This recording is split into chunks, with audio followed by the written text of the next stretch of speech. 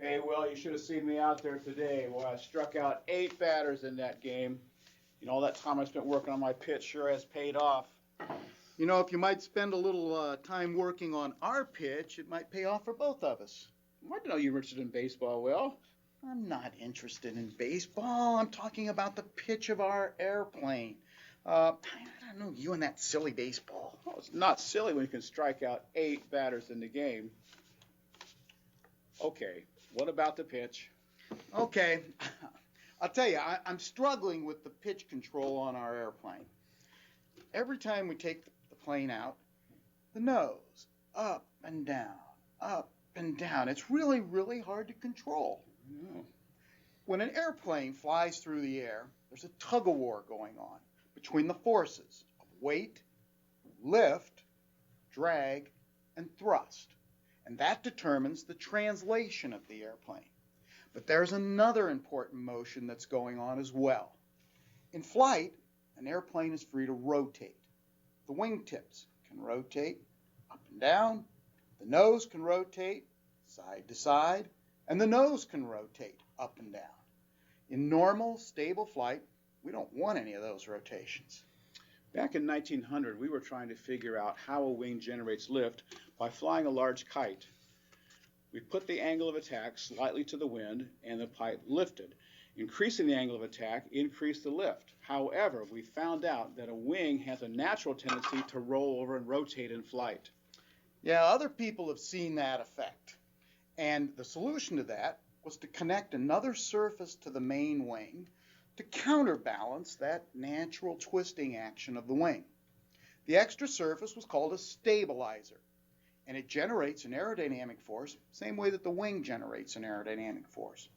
When the plane's in flight, it gets disturbed a little bit and starts to go into that rotation, the stabilizing force will bring it right back, counterbalance it, and halt the rotation. Our first major contribution to the science of flight was to make stabilizers on our aircraft movable.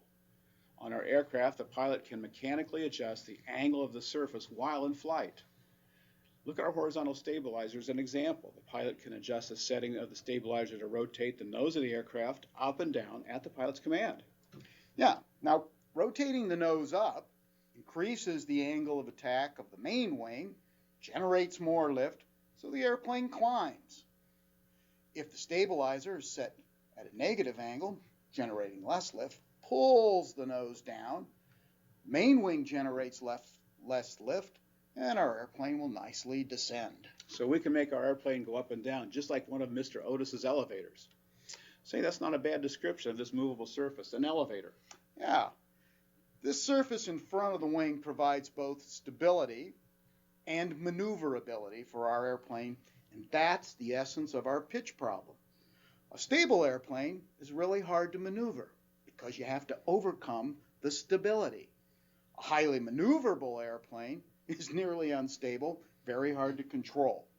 On every flying machine, there's some compromise between stability and maneuverability, and we just haven't found that compromise point yet on our aircraft. And additionally, if you make the angle of attack too high, the wing stops lifting. We call that a stall, and the airplane just drops out of the sky.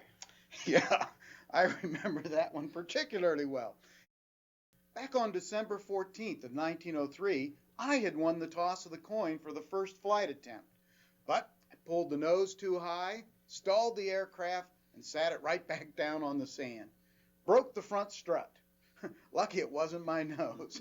And that was why we put the elevator in the front of the airplane where it really belongs. My brother didn't really live long enough to see what happened in modern aircraft. On modern aircraft, this stabilizer is moved to the rear. It's called the tail. The fixed part of the tail controls the wing rollover. As the wings try and roll over to the front, the tail actually puts a negative aerodynamic force in the back and pushes it down to regain level flight. Aircraft have enough power to overcome this negative force. On our aircraft, we lack the power to do this. Similarly, in the back part of this stabilizer, there's a movable surface. That's the elevator, and that controls the up and down action of the nose, and it overcomes the stabilizing force of the rest of the tail.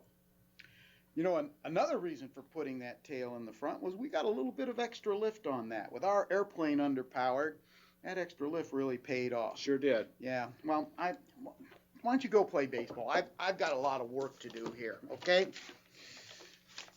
Well, you know, I was thinking about a similar problem with baseball, Will.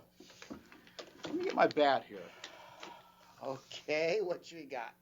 Look, when a batter chokes up, moves his hands towards the middle, he generates less force, but he has more control over his bat. But he can't hit the ball as far. Okay. If he moves his hands down to the end of the bat, that's where you generate the power. Oh, that's all real interesting, but what does that have to do with my pitch problem? Come on. Stay with me here. Stay with me here. What if, instead of being choked up, if you will, we move it out to the front of the aircraft, move our hands down to the end of the bat? Now we've got a longer distance. With a small movement of the controls, we can generate more force and get some fine control. Oh, I think you've got something. Yeah, just increase that distance.